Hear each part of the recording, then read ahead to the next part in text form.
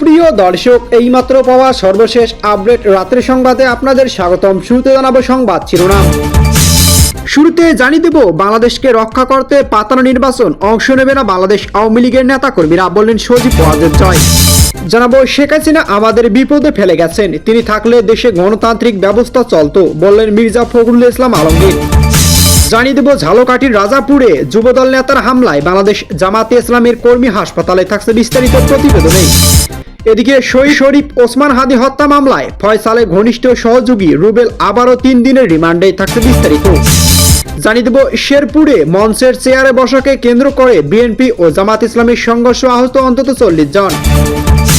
সর্বশেষ জানিয়ে দেব, চট্টগ্রাম রাউজান উপজেলায় একটি নলকূপের গর্তে পড়ে গেছে 5 বছরের শিশু, চলছে উদ্ধার অভিযান। সুপ্রিয় দর্শক মন্ডলী, এতক্ষণ শুনছিলেন সংবাদ শিরোনাম, এবার জানাবো বিস্তারিত। তার আগে অনুরোধ থাকবে, ভিডিওটি ভালো লাগলে এবং সর্বশেষ আপডেট সংবাদ পেতে চ্যানেলটি সাবস্ক্রাইব করুন। ধন্যবাদ।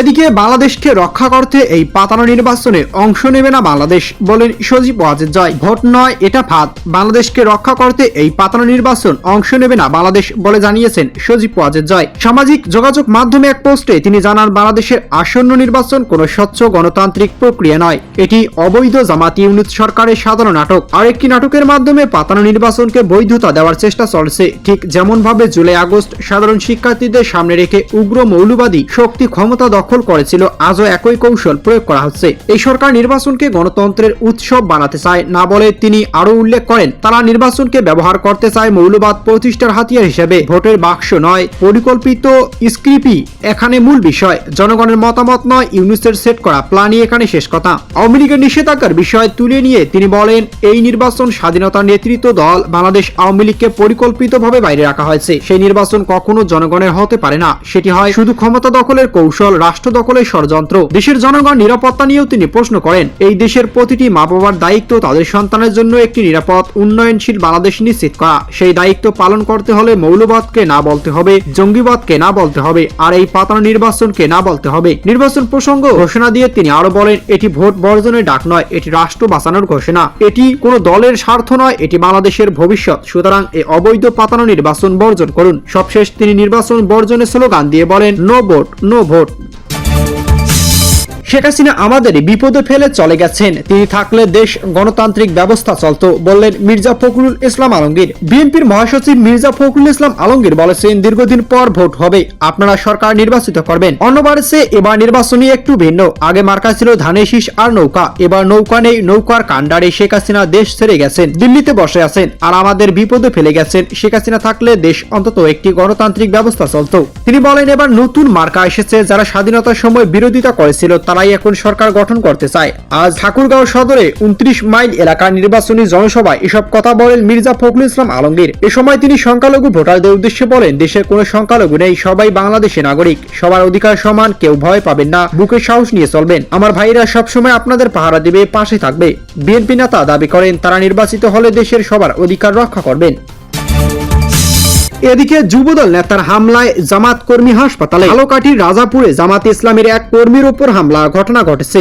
রাত আনুমানিক 8টার দিকে উপজেলা সদর ইউনিয়ন 4.5 আনি এলাকায় পশ্চিম রাজাপুর ইসলামী সরকারি প্রাথমিক বিদ্যালয় সংলগ্ন মসজিদের সামনে এই হামলার ঘটনা ঘটে। আহত আব্দুল করিম শিকদার উপজেলা সদর ইউনিয়ন মনোহরপুর এলাকায় আদম আলীর বড় ছেলে। তিনি জানান, ইশার নামাজ শেষে মসজিদ থেকে বের হলে যুবদল নেতা আমির হোসেন বাচ্চু হাওলাদার 10 থেকে 15 জন সাথে নিয়ে তার উপর অতর্কিত হামলা চালায়। এতে তিনি গুরুতর আহত হন। স্থানীয়রা তাকে উদ্ধার করে রাজাপুর উপজেলা স্বাস্থ্য কমপ্লেক্সে ভর্তি করেন। ঘটনার খবর পেয়ে ঝালকাঠি 1 আসনে 11 দলের প্রার্থী ডক্টর ফয়জুল হক সহ জেলা উপজেলা জামাতে ইসলামের নেতৃবৃন্দ রাজাপুর উপজেলায় স্বাস্থ্য কমপ্লেক্সে ছুটে যান। এদিকে হাদি হত্যা মামলা, ফয়সালের ঘনিষ্ঠ সহযোগী রুবেল আবারও রিমান্ডে। ইনকিলাব মঞ্চের আহ্বায়ক শহীদ শরীফ ওসমান হাদি হত্যার মামলার প্রধান আসামি ফয়সাল করিম মাসুদের ঘনিষ্ঠ সহযোগী ফয়সাল রুবেল আহমেদ ফের 3 দিনের রিমান্ড মঞ্জুর করেছেন আদালত। এদিকে ঢাকার অতিরিক্ত মেট্রোপলিটন ম্যাজিস্ট্রেট জসিতা ইসলামের আদালত এ আদেশ দেন। প্রসিকিউশন বিভাগ এসআই মোহাম্মদ রকনুজ্জামান এই তথ্য নিশ্চিত করেন। মামলার তদন্ত কর্মকর্তারা সিআইডি পুলিশের ঢাকা মহানগর পূর্ব এর সহযোগী পুলিশ সুপার আব্দুল কাদের আলমগীর ভূঁইয়া তাকে জিজ্ঞাসাবাদের জন্য 7 দিনের রিমান্ডে আবেদন করেন। শুনানি শেষে রিমান্ডে নেওয়ার ওই আদেশ দেন আদালত। এ মামলায় তদন্ত কর্মকর্তা আদালতে বলেন, আসামি রুবেল রিমান্ডে অনেক তথ্য দিয়েছে, যাচাই বাছাই করার জন্য আরো তথ্য দরকার। এসব কারণে তাকে জিজ্ঞাসাবাদের জন্য আবারও 3 দিনের রিমান্ডের প্রয়োজন নেওয়া হয়। তবে এ সময় আসামি রুবেলের পক্ষ কোনো আইনজীবী ছিল না। এদিকে শেরপুরে মঞ্চের চেয়ারে বসাকে কেন্দ্র করে বিএনপি ও জামাতের সংঘর্ষ, আহত অন্তত 40 জন। শেরপুর 3 শ্রীবর্দী ঝিনাইগাতি আসনে নির্বাচনে ইস্তেহার পাঠ অনুষ্ঠান মঞ্চের চেয়ারে বসাকে কেন্দ্র করে বিএনপি ও জামাত কর্মী সমর্থকদের মধ্যে সংঘর্ষের ঘটনা ঘটে। এতে উভয় পক্ষের অন্তত 40 জন আহত হয়েছেন। এছাড়াও কয়েকটি মোটরসাইকেলও ভাঙচুর করা হয়েছে। এদিকে আজ ঝিনাইগাতি উপজেলা মিনি স্টেডিয়াম মাঠে অনুষ্ঠান শুরুর আগেই এই ঘটনা ঘটে। উপজেলা প্রশাসন ও স্থানীয় সূত্রে জানা যায়, পূর্ব ঘোষিত কর্মসূচি অনুযায়ী ঝিনাইগাতি উপজেলা প্রশাসনের আয়োজনে ইস্তেহার পাঠের অনুষ্ঠান অনুষ্ঠিত হওয়ার কথা ছিল।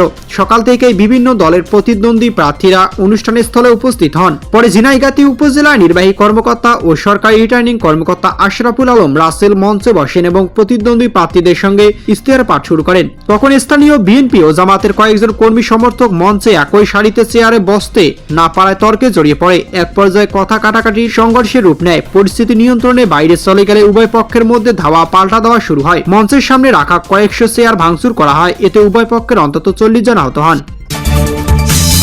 এদিকে নলকূপের গর্তে 5 বছরের শিশু, চলছে উদ্ধার অভিযান। চট্টগ্রামের রাউজান উপজেলায় একটি নলকূপের গর্তে পড়ে গেছে 5 বছরের এক শিশু। আজ বিকেলে উপজেলা কদলপুর ইউনিয়ন জয়নগর এলাকায় এ ঘটনা ঘটে। খবর পেয়ে ফায়ার সার্ভিসের সদস্যরা শিশুটিকে উদ্ধার করে অভিযান শুরু করে। তবে কিভাবে শিশুটি গর্তে পড়ে গেছে এ বিষয়ে বিস্তারিত জানা যায়নি। খবর পেয়ে ফায়ার সার্ভিসের সদস্যরা শিশুটিকে উদ্ধারের অভিযান শুরু করেন। তবে কিভাবে শিশুটি গর্তে পড়ে গেছে এ বিষয়ে বিস্তারিত জানা যায়নি। এদিকে রাউজান ফায়ার সার্ভিসের স্টেশন ইনচার্জ শামসুল আলম বলেন, নলকূপের গর্তে আনুমানিক 30 ফিট নিচে শিশুটির অবস্থান শনাক্ত করা হয়েছে। বিকেল 5টা 20 মিনিটের দিকে স্থানীয় মাধ্যমে আমরা খবর পেয়েছি। সঙ্গে সঙ্গে আমাদের টিম ঘটনাস্থলে রওনা দিয়েছে। উদ্ধারকারী দল সর্বোচ্চ সতর্কতার সঙ্গে কার্যক্রম চালিয়ে যাচ্ছে। ঘটনার পরপর এলাকায় উত্তেজনা ছড়িয়ে পড়ে। এ ঘটনায় সামাজিক যোগাযোগ মাধ্যমে ছড়িয়ে পড়া একটি ভিডিওতে দেখা যায় স্থানীয়রা টর্চ লাইট ব্যবহার করে গর্তের ভেতরে শিশুটির অবস্থান দেখার চেষ্টা করছেন। কেউ কেউ গর্তের ভেতরে একটি গাছ ঢুকিয়ে শিশুটির তা ধরে রাখার নির্দেশ দিচ্ছেন। সন্ধ্যা পর্যন্ত এই প্রতিবেদন লেখার সময় শিশুটিকে উদ্ধার করা সম্ভব হয়নি। তবে উদ্ধার কার্যক্রম অব্যাহত রয়েছে।